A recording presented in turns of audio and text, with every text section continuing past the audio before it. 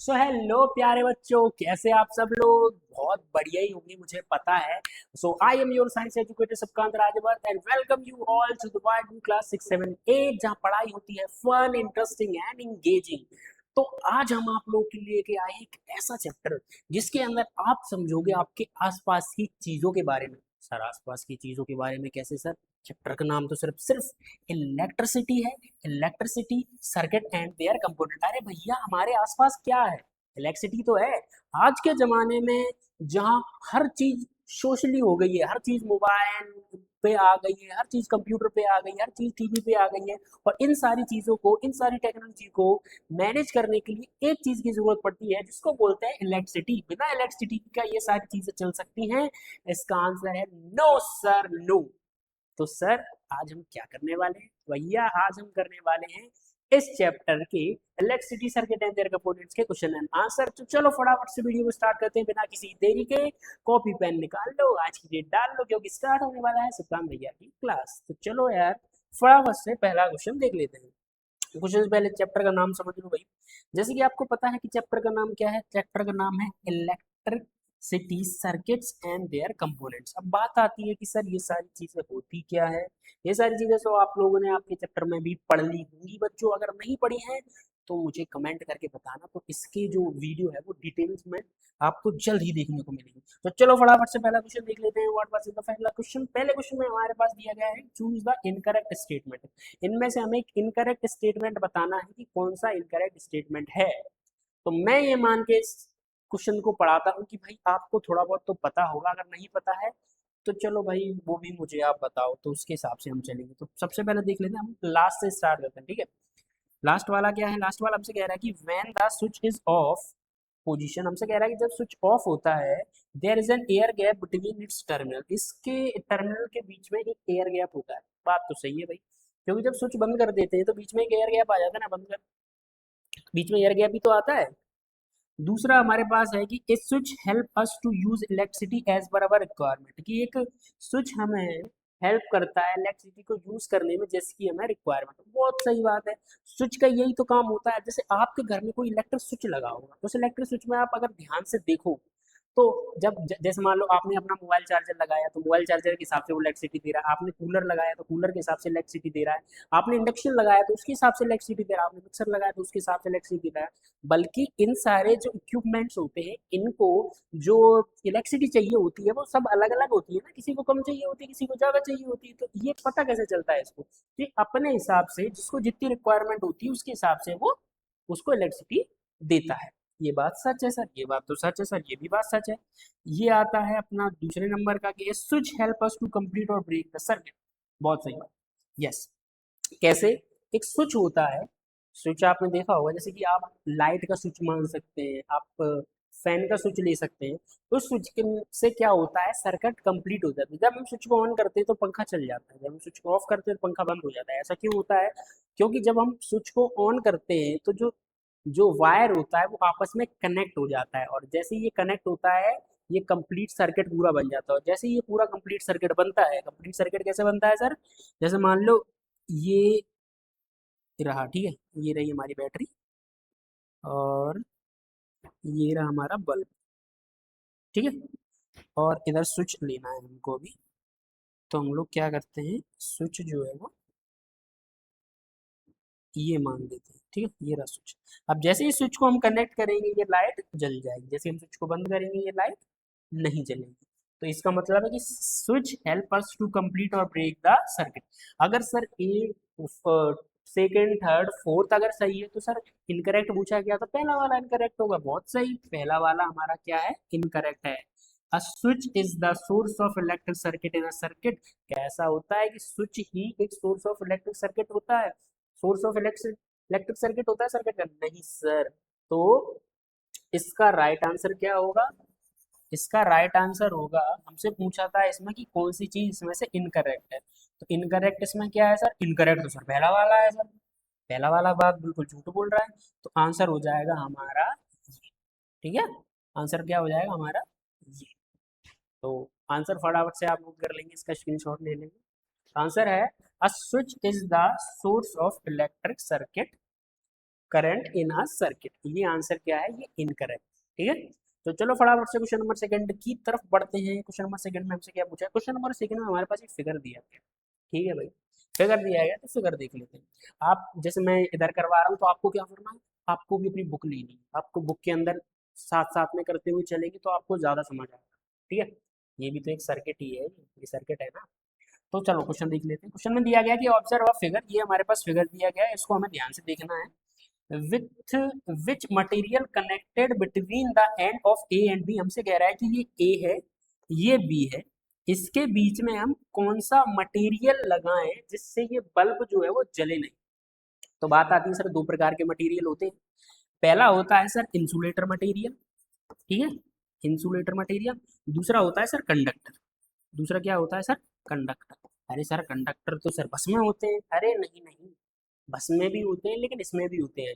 Conductor का मतलब होता है ऐसी चीजें जो क्या करती है, करंट को पास करने में हेल्प करती है। आपने कभी देखा होगा कि एक स्विच होता है, ठीक है, अगर स्विच के अंदर आप लोहे की कील लगाएं या किसी वायर में लोहे की कील चुमाएं तो करंट लगेगा। हाँ सर करंट लगेगा सर, कैसी बात है, करंट तो कंडक्टर है वो। अगर करंट लग रहा है इसका मतलब कि करंट वायर से उस ऑब्जेक्ट में पास हो रहा है, इसका मतलब वो क्या है, वो है सर कंडक्टर। क्या है वो, कंडक्टर। हाँ सर, समझ गए समझ गए। और दूसरा आता है हमारा इंसुलेटर। अब सर इंसुलेटर क्या होता है सर, इंसुलेटर होता है जैसे कि आप कभी वायर लगाने जाते हैं या इलेक्ट्रिशियन हमारे घर पे कभी आता है तो वो क्या करता है, उसके पास प्लास होता है, आपने देखा होगा एक बहुत सारी चीजें होती हैं, जितने भी उसके इक्विपमेंट होते हैं जिससे वो इन चीजों को, तार को या लाइट को सही करता है, उन सब के ऊपर आपने देखा होगा या तो प्लास्टिक की कोटिंग होती है। हाँ सर प्लास्टिक की कोटिंग होती है, प्लास्टिक की कोटिंग होती है सर, बिल्कुल सर, मैंने देखा है सर प्लास्टिक की कोटिंग होती है। ये क्या होगा, तो या तो उसके अंदर प्लास्टिक की कोटिंग होती है या तो सर उसके अंदर रबड़ लगा होता है। आपने बड़े बड़े, जब बड़े बड़े जो इलेक्ट्रिशियंस होते हैं ना, जो डीपी वगैरह सही करते हैं या जो लाइन मैन होते हैं, उनके पास क्या होता है, बड़े बड़े ग्लव्स होते हैं रबड़ के। तो रबड़ क्या होता है, रबड़ होता है सर इंसुलेटर, क्योंकि वो करंट को सर पास नहीं होने देता है। तो सर हमसे कह रहा है कि इन दोनों के बीच में एक ऐसी चीज लगानी है जो करंट पास नहीं होने देती। तो करंट पास कौन नहीं होने देता सर, अभी तो आपने बताया सर इंसुलेटर पास नहीं होने देता। सर बार बार सर कैसे सवाल कर रहे हो, बहुत सही बात है। अगर इंसुलेटर पास नहीं होने देता तो इनके बीच में हम लोग क्या लगाएंगे, इंसुलेटर्स ही यूज करेंगे। तो इंसुलेटर में सर हम क्या क्या यूज कर सकते हैं, सर अभी आपने बताया सर प्लास्टिक यूज कर सकते हैं, रबड़ यूज कर सकते हैं। उसके अलावा भी सर ऐसी बहुत सारी चीजें होती हैं जो इलेक्ट्रिसिटी पास नहीं होने देती है, सर हम उनका इस्तेमाल कर सकते हैं। तो इसका आंसर क्या होगा, to prevent, to prevent lamp from lighting.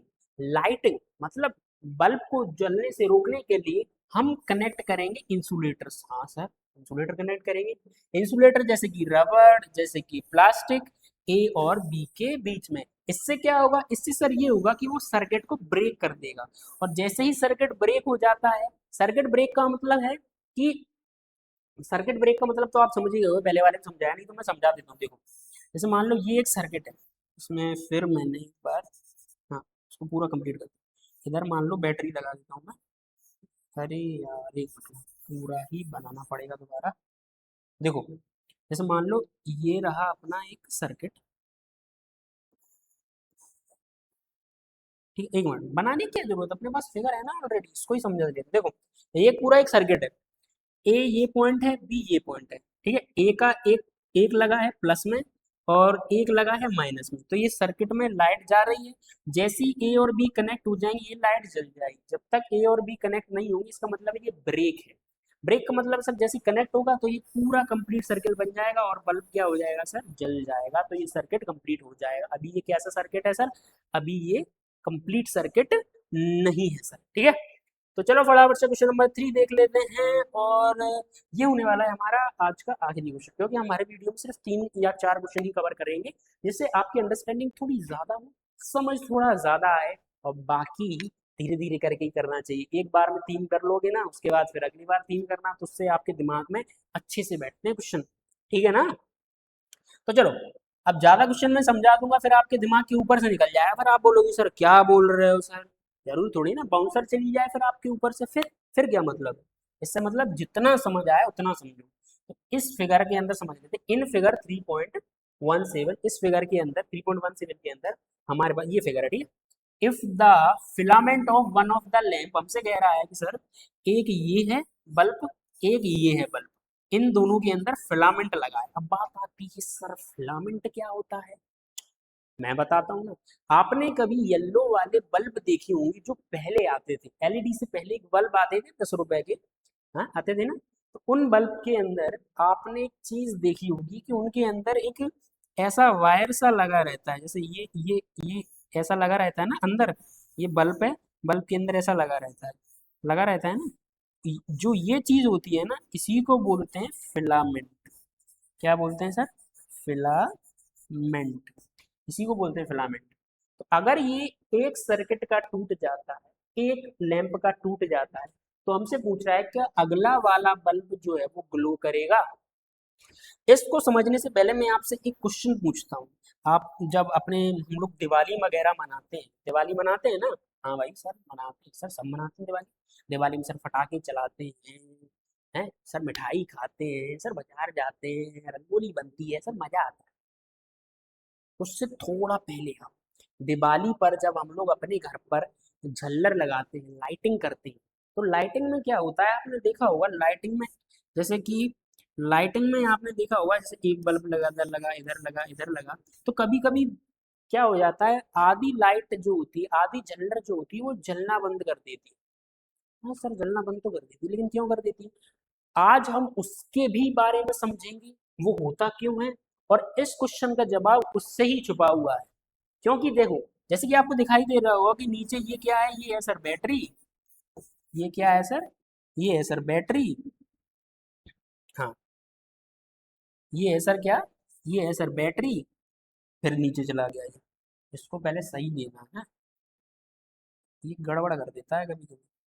तो ये क्या है सर, ये है सर हमारी बैटरी, ये क्या है सर बैटरी है, ये जो है वो बल्ब है, ठीक है। अब मान लो ये वाला बल्ब जो है वो टूट गया है, इसका फिलामेंट टूट गया है, तो मतलब इसके अंदर जब लाइट जाएगी तो यहीं तक जाएगी, आगे नहीं पहुंच पाएगी। आगे क्यों नहीं पहुंच पाएगी? क्योंकि सर इसका सर्किट कंप्लीट नहीं हो पाएगा, फिलामेंट टूटा है तो करंट आगे पास नहीं होगा, करंट आगे पास नहीं होगा। जब करंट यहाँ से यहाँ पास नहीं होगा तो क्या दूसरा वाला बल्ब जलेगा? दूसरा वाला बल्ब जलेगा नहीं सर। अगर करंट यहाँ से पास नहीं हो रहा है, इसका मतलब है कि सर सर्किट कैसा है सर, ये सर ब्रेक सर्किट है।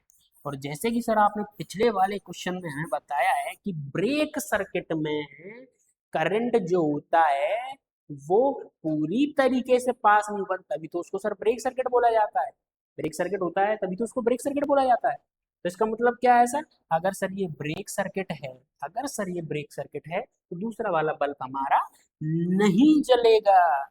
तो अगर नहीं जलेगा तो इसका सर आंसर क्या रहेगा? आंसर रहेगा ये, पहले फटाफट से नोट कर लो फिर मैं आपको समझाता हूँ। कर लिया नोट? बहुत बढ़िया, स्क्रीनशॉट ले लिया करो। तो जैसे कि फिगर के अंदर हमने बताया है कि जो लैंप है वो इसके एक एंड में क्या indicated by that circuit diagram हमने देख लिया है। If the filament of one of the lamp is broken, अगर एक में इनमें से एक का फिलामेंट टूटा हुआ है तो क्या होगा, the other lamp will not glow, तो दूसरा बल्ब जो है वो नहीं जलेगा। क्यों नहीं जलेगा?